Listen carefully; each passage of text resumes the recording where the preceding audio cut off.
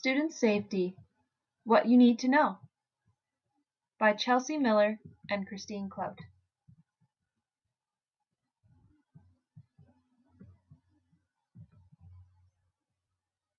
Here are some scenarios for you to consider through our presentation. Student standing on a chair to hang decoration. Student stretching before a track PE lesson. Letting students explore during a field trip. Teachers using sarcasm in the classroom. A student burns her hand in science class. What do you think? When considering the Charter of Rights and Freedoms, here are some important sections to keep in mind. Some of these points relate not only to students' sense of physical safety, but mental, cultural, and religious safety. Section 2, Freedom of Conscience and Religion. Section 7, Guilty by Association. Section 8, Unreasonable Search and Seizure. Section 9, Right to be not arbitrarily detained or imprisoned. Section 12, Cruel and Unusual Punishment. An example that may relate to several of these points would be a case in BC in 2015. A 7-year-old boy with Down syndrome was locked in a 7 by 9 foot windowless room alone for when his behavior became too disruptive for the class. What rights do you feel were violated here? The Criminal Code of Canada primarily relates to student safety when it comes to Section 43 on unreasonable force. Under this section, force can only be used for the purpose of individual students' safety or to protect other students' safety. Furthermore, this section does not serve as defense in all cases. If force is used, it must be in the role of professional duties, for correctional purposes, and a learning situation. This law applies only to children between ages 2 and 12. An example for consideration would be a teacher in Calgary, Catholic, last year, who was caught on video swearing and threatening to knock out a high school student. Would Section 43 apply here?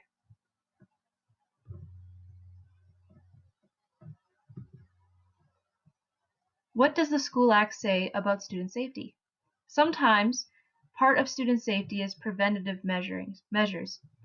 For this reason, it is mandatory that all schools in Alberta have a Bullying Awareness and Prevention Week on the 3rd week of November. Section 57 also states that for the purpose of student safety, school buildings may be closed temporarily in the case of emergencies.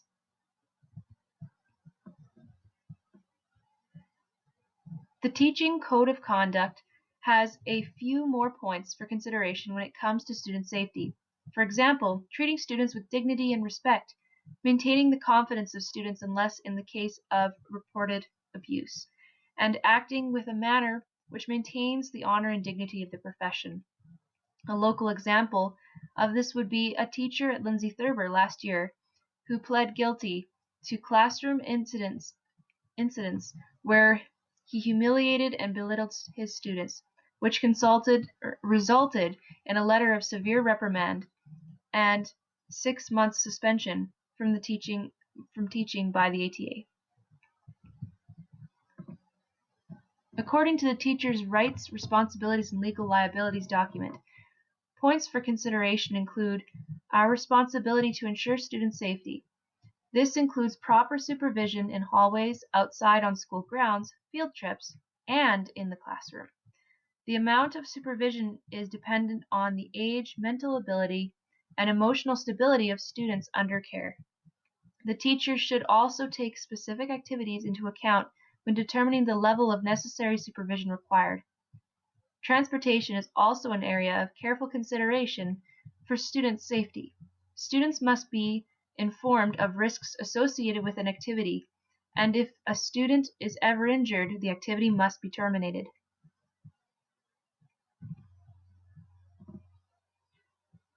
Some of the examples of measures taken by different school districts in Red Deer to promote safety in schools include occupational health and safety guidelines, emergency response plans, emergency response teams at each school, fire drills, lockdowns, blackouts, information to parents on what to do or expect if there is an emergency, online staff learning.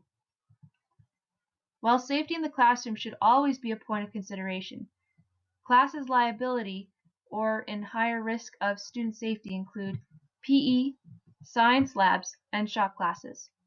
For physical education, it is important to read the safety guidelines for physical activity. Different activities are higher risk than others. Careful and clear directions need to be given to students when conducting science experiments. Shop class is arguably one of the highest risk classes taught in schools. It is critical that students are well informed of safety protocol and kept up to date on changes or missed content. Safety on field trips is another important consideration. Students must be informed of any possible dangers. Parents and guardians must fill out a permission form. More supervision support is required on field trips than in classroom. The teacher should never intentionally expose students to known dangers or risks. What if a student does get hurt? Teachers must ensure all necessary steps are taken to secure medical attention when possible. The principal should be consulted. Parents should be called and informed. If they cannot be reached or there is serious emergency medical attention required, medical assistance should be called. As soon as the student is in the care of a medical professional, responsibility to student care ends for the teacher. It is now the teacher's duty to continue efforts to contact the parents. Also, make sure to record everything. Let's take a look again at the scenarios we considered at the beginning of our presentation.